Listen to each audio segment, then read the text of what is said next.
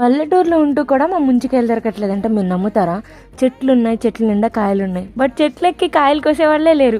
ఈ మధ్యకాలంలో అందరు గడలు ఉంటాయి కదా, అలాంటి గడలతో కాయలు కోసుకుంటున్నారు. చెట్లు ఎవరు ఎక్కట్లేదు అనుకోండి. యాక్చువల్గా ఏమైందంటే పొద్దున్నే నేను మా టోనీగాడు ఊపుకుంటూ మా నాన్న దగ్గరికి కత్తులు తీసుకొని బయలుదేరాం ముంచుకాయలు కోసుకుందామని చెప్పి. అక్కడెక్కడ ఏం చెట్లు అందేలాగా లేవు. అక్కడికి వెళ్ళిన తర్వాత అయితే ఇంకా కాయలు లేవని తిరిగి వచ్చేస్తున్నాము. కానీ నాకైతే మాత్రం అస్సలు తిరిగి రావాలని లేదు. నాకు ఎట్లయినా కావాలనిపించింది. మా నాన్నతో గొడవ చేసి నాకు ఎలాగైనా కావాల్సిందే అని గడ ఉంటుంది కదా, అది వేరే వాళ్ళదనమాట, అది తీసుకురమ్మని చెప్పాము. వాళ్ళని అడిగి గడ తీసుకుని వచ్చిన తర్వాత గడకి కష్టపడి కట్టిన తర్వాత అసలు ఆ గడ అయితే ఎంత బరువు ఉందో అస్సలు లేగొట్టలేదు.